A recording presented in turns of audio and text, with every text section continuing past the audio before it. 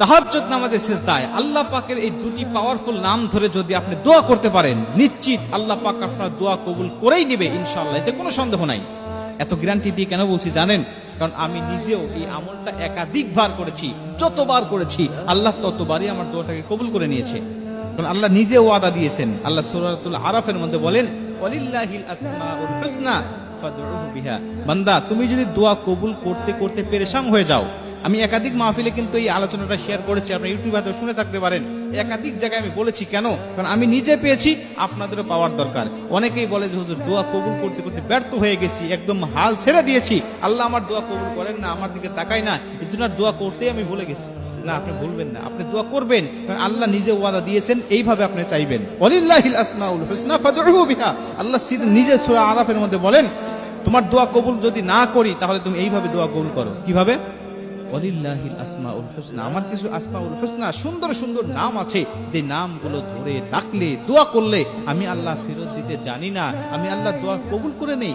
মুসলমান ভাইরা আমার, আসমাউল হুসনা সুন্দর সুন্দর নাম। আল্লাহ নবী হাদিসের মধ্যে 99টা বর্ণনা করেছেন।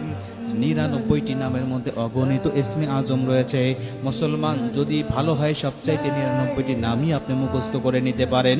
99টা নামই যদি মুখস্থ করে নেন, আল্লাহর নবী বলে দিয়েছেন, এই নামগুলো যার মুখস্থ থাকবে এবং নামের উপরে যার পরিপূর্ণ ঈমান থাকবে, আমার আল্লাহ ওই ব্যক্তির দেহটাকে কখনো জাহান্নামে নিক্ষেপ করবে না। জোরে কোন সুবহানাল্লাহ। আমি নিজেও ডেকেছি 99টি নাম ধরে। এর মধ্যে আমি 2টি নাম আপনাদেরকে সাজেস্ট করব। এই 2টি নাম অবশ্যই ধরবেন, যদি পারেন 99টা মুখস্থ করে নিবেন।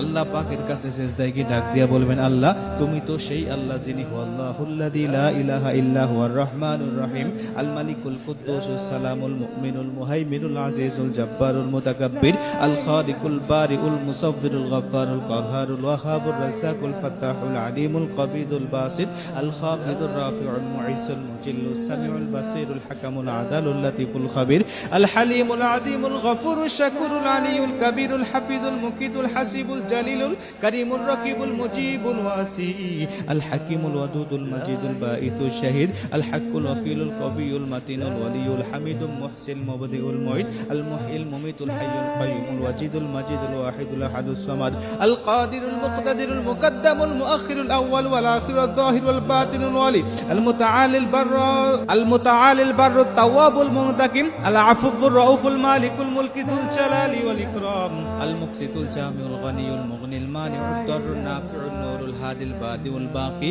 আল ওয়ারিসুর রশিদুস সাবুর। জোরে কোন সুবহানাল্লাহ। এই 99টি নাম ধরে যখনই আপনি ডাকবেন, আল্লাহ পাক অবশ্যই আপনার দোয়াটাকে কবুল করে নেবেন।